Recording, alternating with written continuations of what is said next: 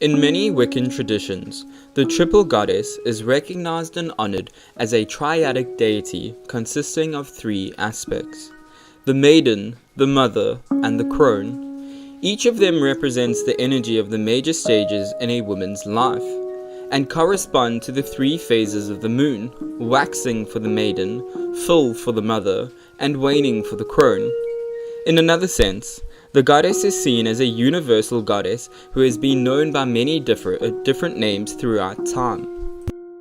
Wicca often describes the goddess as being one and many. In this sense, the goddess resembles the pantheistic tendencies of Hinduism.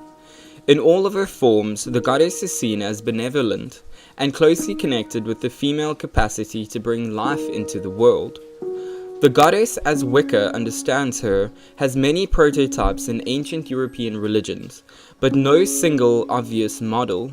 Greco-Roman goddesses like Diana and Athena are certainly notable, and the Norse goddess Freyja is also likely inspiration. Generally speaking, the goddess is the great mother fertility goddess. As with most aspects of Wicca practice, the goddess is understood in many different ways by many different people. The maiden represents the waxing moon. She is the birth of a new cycle. She is the seedling and the fresh energy of youth. She is associated with childhood, innocence, virginity, and new beginnings.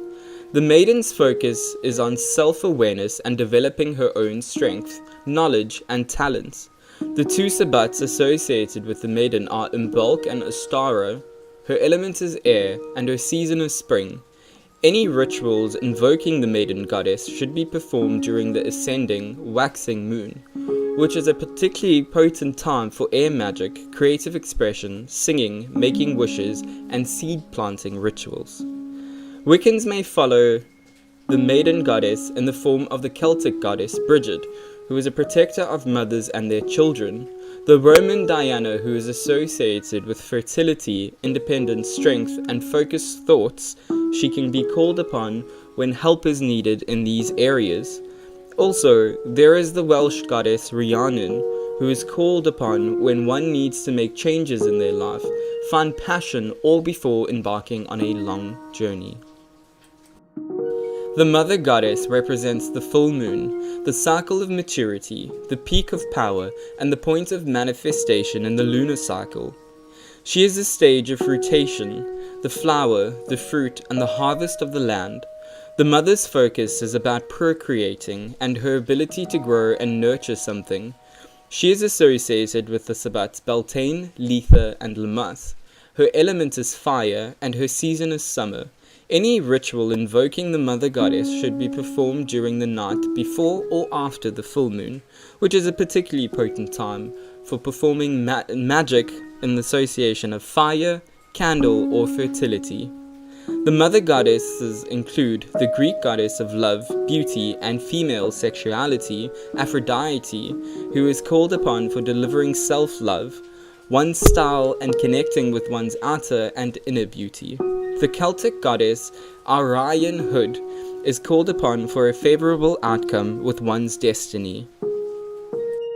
The crone goddess represents the waning moon and the new moon. She is the end of a cycle and its completion. She is the dying earth whose decay brings new life.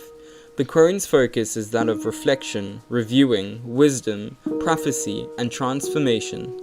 She is closely linked to death, rebirth, psychic awareness, shapeshifting, and healing. The sabbats associated with the crone are Mabon, Samhain, Yule. Her elements are water and earth, and her seasons are autumn and winter. Any rituals invoking the crone should be performed during the waning moon or the night before and during the new moon, which is a particularly potent time for water magic, scrying, divination, psychic development, past life recall, meditation, and earth magic, gardening, and herb magic. The crone goddesses include the Welsh goddess of wisdom and old age, Ceridwen, who is called upon to guide one to show the path to transformation. Hecate, the goddess of the underworld, afterlife, and magic.